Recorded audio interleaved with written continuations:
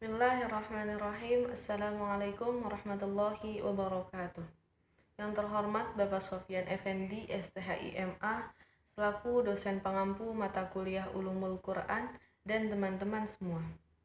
Di sini saya Nur Hasanah akan sedikit menjelaskan tentang pemeliharaan Al-Quran pada masa sahabat Umar bin Khattab dan sahabat Utsman bin Affan.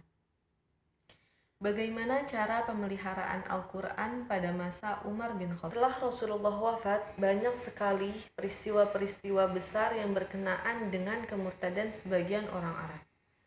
Karena itu, Abu Bakar menyiapkan pasukan dan mengirimnya untuk memerangi orang murtad tersebut.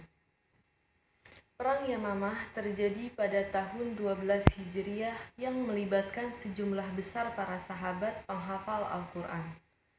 Pada peperangan ini 70 qori dari sahabat gugur. Umar bin Khattab pun merasa khawatir, lalu ia menghadap kepada Abu Bakar untuk membukukan atau mengumpulkan Al-Quran karena dikhawatirkan akan musnahnya Al-Quran. Sebab perang Yamamah telah banyak membunuh para qori. Kemudian Abu Bakar menolak usulan dan keberatan melakukan apa yang tidak pernah dilakukan oleh Rasulullah.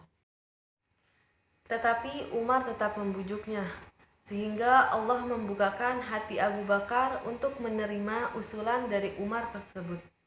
Kemudian Abu Bakar memerintahkan Zaid bin Sabit, mengingat kedudukan dalam qiraat, penulisan, pemahaman, dan kecerdasannya, serta kehadirannya pada pembacaan yang terakhir kali.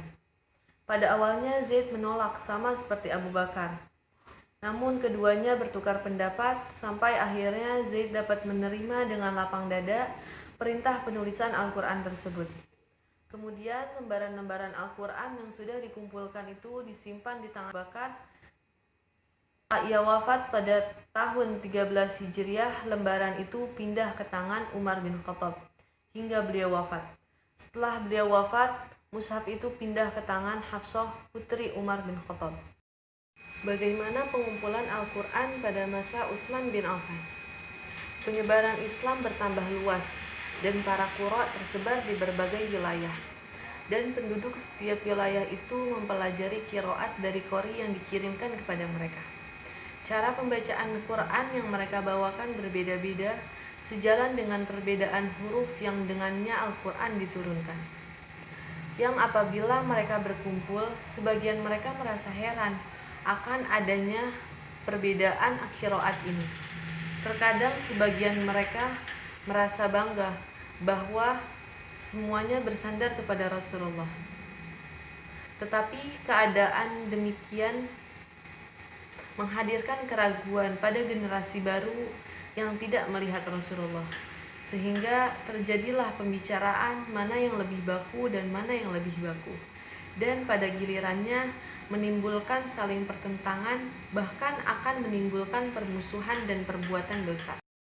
Ketika terjadi perang Armenia dan Azerbaijan dengan penduduk Irak, di antara orang yang ikut menyerbu dua tempat itu adalah Huzaifah bin Yaman. Ia melihat banyak perbedaan dalam cara pembacaan Al-Quran. Sebagian itu bercampur dengan kesalahan, tetapi mereka masing-masing mempertahankan pada bacaannya, serta menentang setiap orang yang menyalahi bacaannya, bahkan saling mengkafirkan. Para sahabat amat prihatin dengan kenyataan ini. Kemudian mereka bersepakat untuk menyalin lembaran-lembaran yang pertama yang ada pada Abu Bakar dan menyatukan umat Islam kembali. Kemudian Utsman memanggil Zaid bin Sabit, Abdullah bin Zubair, Sa'id bin As, dan Abdurrahman bin Haris bin Hisham. Ketiga terakhir adalah suku Quraisy. Lalu memerintahkan mereka agar menyalin dan memperbanyak mushaf, serta memerintahkan pula agar apa yang diperselisihkan oleh Zaid dan ketiga orang Quraisy itu ditulis dalam bahasa Quraisy, karena Quran turun pada logat mereka. Al-Quran itu ditulis dengan satu huruf dari 7 huruf Quran, seperti yang diturunkan agar bersatu dalam satu qiraat. Setelah Al-Quran itu terkumpul, lalu dikirimkannya ke setiap wilayah, masing-masing satu mushaf, dan ditahannya satu mushaf di Madinah, yaitu mushafnya sendiri yang kemudian dikenal dengan nama Mushaf Imam. Kemudian, sahabat Utsman memerintahkan membakar semua bentuk lembaran atau mushaf selain itu. Umat pun menerima perintah itu dengan patuh.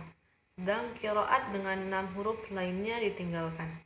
Dan sekarang tidak ada lagi qiraat bagi kaum muslimin selain qiraat dengan 1 huruf yang telah dipilih oleh imam mereka yang bijaksana dan tulus hati itu. Tidak ada lagi qiraat yang 6 lainnya. Mungkin dari saya cukup sekian. Mohon maaf bila ada kesalahan kata maupun pengucapan. Wabillahi taufiq wal hidayah wal afu minkum. Wassalamualaikum warahmatullahi wabarakatuh.